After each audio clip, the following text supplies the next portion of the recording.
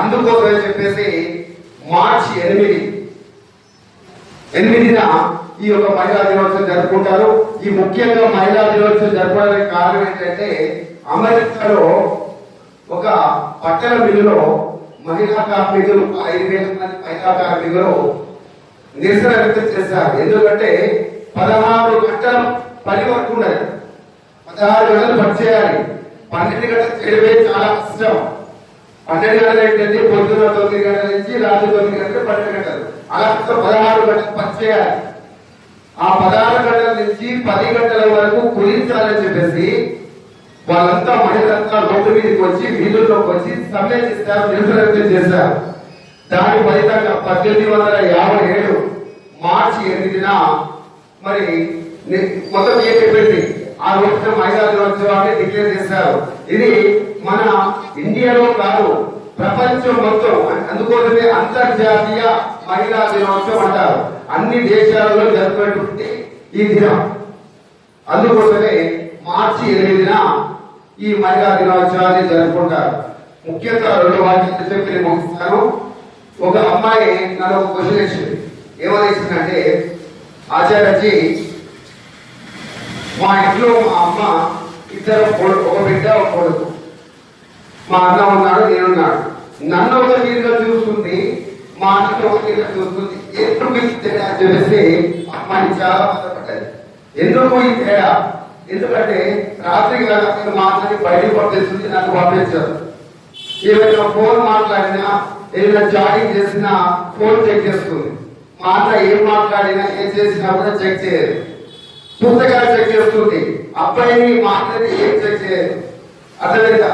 కొంచెం లేటుగా వస్తే స్కూల్ నుంచి కానీ కాలేజ్ నుంచి కానీ కొంచెం లేటుగా వస్తే ఎక్కడ విలువైపోదాకా ఏం చేసినవే ఎవరితో మాట్లాడే డౌట్ ఉంటాయి.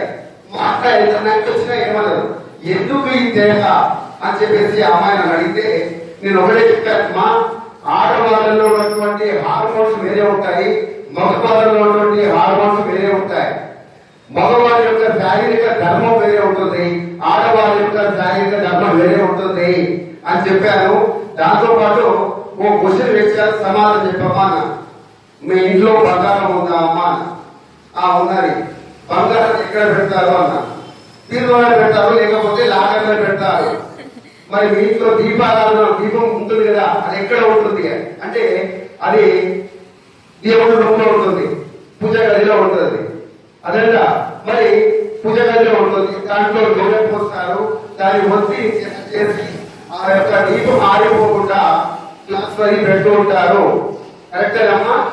ఏ విధంగా దొంగలు నుంచి కాపాడుకోవడానికి లాగర్లు బంగారాలు దాచిపెట్టుకుంటామో, దీపాన్ని ఆరిపోకుండా ఏ విధంగా దాన్ని కాపాడుకుంటామో, అదే విధంగా మీ అమ్మ కూడా నిన్ను ఆ విధంగా కాపాడుకుంటామా? నీ మీద కోపం లేదు, నీ మీద యొక్క పాపం కోసం ఎలాంటి ద్వేషం లేదు, నీ మీద ఉంది భక్తి, నీ మీద ఉంది ప్రేమ.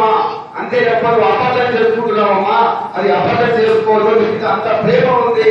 ఎందుకంటే బయటికి వెళ్ళినామంటే ఏమవుతుందంటే ఎవరో అఘాయిత్యం చేస్తూ ఉంటారు, కిడ్నాప్ చేస్తూ ఉంటారు. నువ్వు బంగారాన్ని ఏ విధంగా దొంగలెత్తపోతారో మనల్ని కూడా సేఫ్ గా నేను చూసుకుంటుంది, ఆ విధంగా నేను రక్షించుకుంటుంది, అంటే కాపాడుకుంటుంది. అంతే తప్ప ఇంకో వేరే అర్థం చేసుకోవాలని అమ్మాయి నుంచి కళ్ళు వచ్చి నీళ్లు వచ్చేసాయి.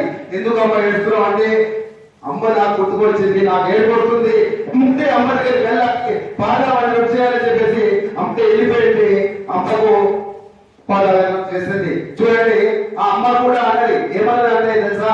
ఎందుకు ఏమైందంటే సారికి చెప్పాను జరిగింది, నేను ఆపరేషన్ అమ్మ తప్పేదంటే ఆ అమ్మాయి చేసి తెలుసా, ఎందుకు రాదని గుండెకి అందుకోండి.